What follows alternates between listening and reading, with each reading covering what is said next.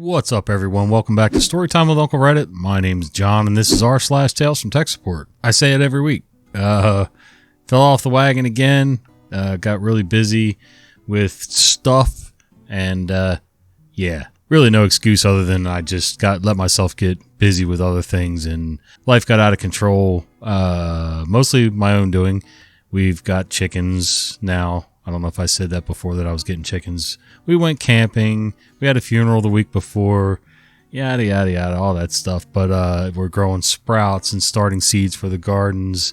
Composting. We got a worm bin. We grow worms. But they're cool. They help us compost our food scraps. And then, as the colony of worms grows, we get to feed some of those worms to our chickens for some nice, healthy, live protein. Anyway, not too much of that. I'm going to, as I get more and more content for the new channel that the family's doing, our family channel, I will start putting links up for that stuff so that you guys can go over there, check out our homesteading stuff. And I call it homesteading. It's a very loose term, but getting back to basics and doing for yourself and teaching yourself how to do things and be somewhat more self-sustaining. Anyway, if you enjoy that stuff, you'll see a link at some point once we get some more stuff in the can, as they say, and get the channel up and live. So, all right, let's read some tech support. Failing coffee shop? Add a Raspberry Pi. I like pie. Not an official help desk setting, but this is my favorite thing I've done with IT thus far, so I wanted to share. I have a good friend who had a pop-up coffee shop for a while now with several employees and all that. He's a great barista. He rented a space downtown which he wanted to be his most prominent coffee spot, the next step up.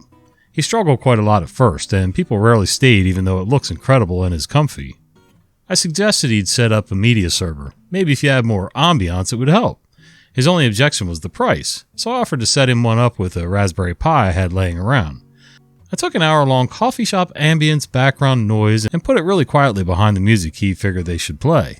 It's been running for a few weeks, and he says it really makes a difference. People come and stay. Some study, others hang out with friends, and so forth, ordering several coffees and cakes and whatnot. It's only babbling in the background, no real conversations, but now he got the idea of playing around with the ambiance more than just people chatting and jazz music. We'll see how it goes. I suggested making a Lord of the Rings lo-fi backdrop, but that's only because it's my favorite. It's kind of genius, actually. I never thought about the ambiance. So if you have a quiet shop that doesn't have the normal background murmuring and the clinking of whatever apparatus they're using to make the coffee and the cappuccino and things like that, along with people, moving things and just general coffee shop noise. If your newer coffee shop is quiet and too quiet, people get that awkward feeling, and it's just not someplace, even though it's comfy and modern, they just don't want to hang out.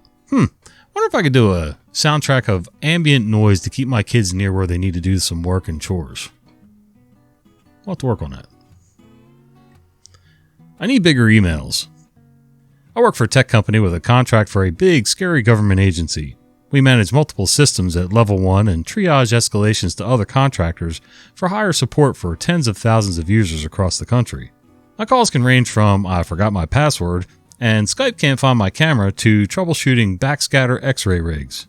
Not sure what that is. The Wi-Fi on XX ship in the Pacific Ocean XXX can't connect to the VPN, and configuring air traffic control tower access. At least once a week I get calls from civil servants who forget where they work. This one was the latest. I had just finished raising a ticket to external troubleshooters about something serious, one where I had to call through to their management because it would affect industries in that part of the country for the next 72 hours. The moment I was halting my phone after to take lunch, I get a call from a mid-tier dumbass. Let's call him Dax. Dax, I need bigger email. Me, excuse me? Dax, I need bigger email because I need to send so many important reports and documents, and they're just so big they won't send. Okay, how big are these emails? Dax, I don't know, they're just clearly too big, and, it would be nice if I could send them all at once because 3-minute story about whatever he was working on. During that time, I checked his account for locks and holds, any recent issues with the message exchange. It all came up clean. So just for fun, I looked him up in the internal directory. He came up flagged as one of the kids in a graduate program. I'd seen him before. They get hired at a higher salary entry level with some extra individual responsibility. Then after 2 years, they automatically get promoted to management of a small team, without any greater responsibilities. After he finished the story, alright, I can see that that's very important, but how big was the last email you sent? Dax, with a sigh followed by a silent beat. 22 megabytes, and that's a small one. Well, the agency-wide email send limit is 26 megabytes. No one can send any emails bigger than that. But something smelled fishy, so I remoted into his machine. Sure enough, there was the email with a 22 megabyte spreadsheet attached, and a 13 megabyte PDF and a 15 megabyte document. He also had a signature block which used chunky external fonts and a full resolution banner. A blank email was about 5 megabytes for this guy. Me, waving the cursor around the attachments, "You're not allowed to do this. You need to send each of these as separate emails." Dax, I told you I need to send them all at once because they're really important, and they're already late because Lookout kept crashing when I'd send them one by one. What? Dax, I need to send all my files for each... Wait, no. The part about Lookout crashing. Dax, yeah, it's been happening for weeks. You should know about it. Every time I attach something to an email, it crashes when I send it. This was exactly what had been happening during the agency-wide incident about a month before. Every branch was given instructions on how to resolve it, and every civil servant was expected to follow these instructions within 48 hours of it going out. So while still remoted in, I searched for the email, and there it was. It was unread. With the email open, I said, if you'd have followed this 4 weeks ago, you wouldn't be having this problem. Dax, I don't read general email. I figured one of you would come fix it eventually. CYA mode engaged. I made sure to include this exchange and the fact that he refused to do the fix for weeks in my ticket under the non-public notes for managers and other techs. Then I took him through the 15-minute process of doing the fix, where I was interrupted by the following exchange, twice. Dax, so when this is finished, I'll be able to send bigger emails, right? We'll get to that, but I'm sure you can agree that to send big emails, you need to be able to send emails at all, right? When I sent him on his way, he still didn't understand the issue with the email send size, even after putting him onto the secure file transfer portal specifically for agents like him sending sensitive files to external actors. He kept asking me about what it had to do with giving him more email space. That particular civil servant never finished the graduate program and had an unexceptional career without promotion in the service, moving to another agency shortly after this call. I'll be the first to admit, I don't know much about why email send sizes are the way they are. Same thing with messaging on cell phones, Sometimes I got 3 pictures, and I know you can't send, like a whole photo album, but sometimes I got 3 pictures that I want to send to somebody through text at once. And it says, oh, that's too much, and I don't want to go through like downsizing them and compressing them and all that stuff.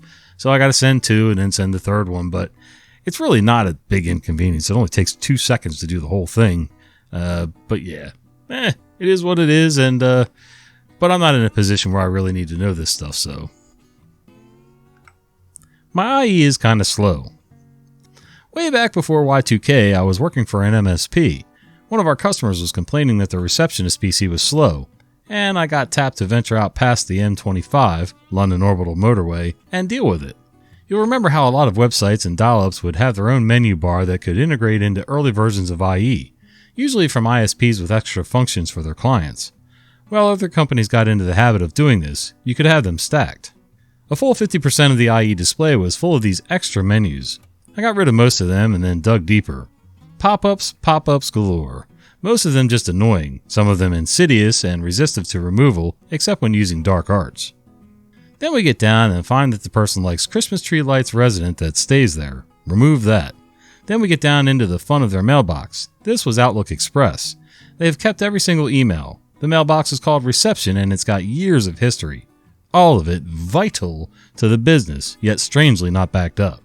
In the end, we built Receptionist a new workstation. I had to do a major bit of mailbox fix work, archiving out old mail and then locking the entire environment down along with a backup. Our sales guy was happy. Lots of extra work, charged by the hour, and a new workstation and setup charges. The customer was probably wondering what hit them at the next invoicing point. I am horrible with email.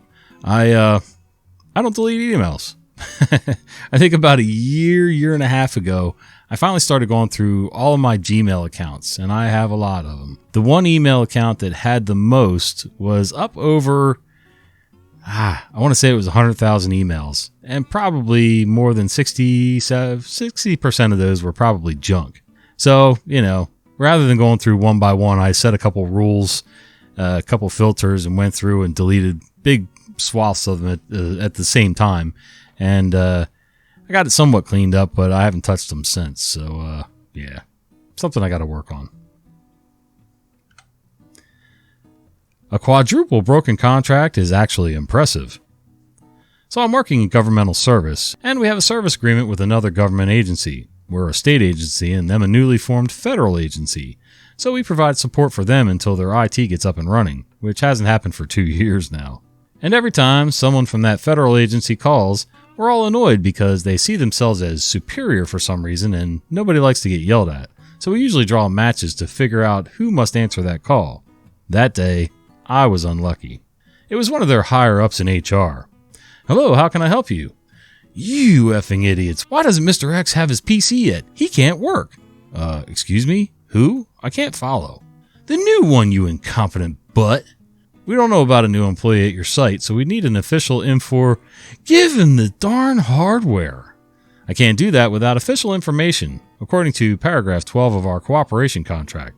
Also, I must advise you to calm down and consider paragraph 36 of said.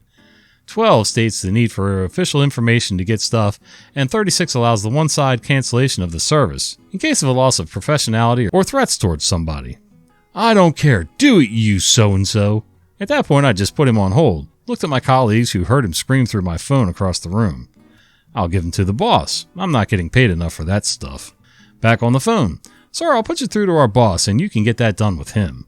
Half an hour later, out comes the boss and gives us the order to go and provide notebook, monitors, and so on. So I drive to their office, unlock the door. Our contract requires that we have direct access to any rooms containing our hardware. This will get important later. And carry my stuff inside. I put it down and go to their boss.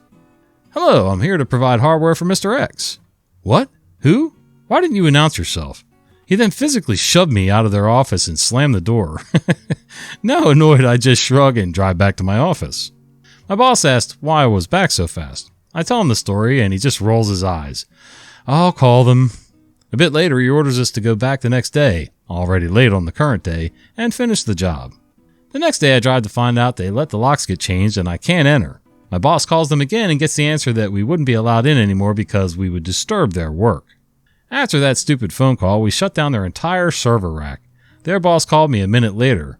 Why nothing was working, and I told him that we shut everything down because the technician isn't able to access it and we need to prevent overheating issues. Their server room is famous for 60 degrees Celsius air temp because no AC, no windows, nothing, which actually breaks contract again. And we need to protect our stuff. He begins to yell at me, threatens me, and I just put him to my boss. A few months later, I get sent back to their office, and because they didn't let us in, which voids our contract, and so we sued them. It took me and my colleagues 2 trailers, but now they don't have any hardware from us anymore. Absolutely incredible. First of all, that people think they're so much better than everybody else. I don't know what gives them... I don't know what causes that, but anyway, it's like group narcissism or something. I don't know. But then to not even know your contract with that company or that sector or whatever, and shove them out the door, physically put your hands on them, and he just said he was there to work on stuff for so-and-so, whatever. Yeah, that's not somebody you need to deal with. I'm pretty sure if he had shoved me through the door, I would have had him come with me. He wouldn't have had a chance to slam the door because we would have both went out the door, but that's another story. Dancing bears. Client called in to fix her Java issues as she's unable to work. I fix her Java issues and she's back to work. She calls in again to say things aren't working again. She did this 5 times. Turned out the dancing teddy bears needed a different version of Java and they dance on the taskbar as she works. Installing that other Java version broke her ability to work, but she stated she needed her dancing teddy bears to dance so she can work. I cancel her ticket as she keeps breaking our version by installing her own version we don't support. I notified management of her issues and refused to support her. Management agrees and we no longer need to support her. I just don't understand. So I need my teddy bears. There was some other screensaver, flying toasters way back in the day and stuff like that. It was cute. It was cool.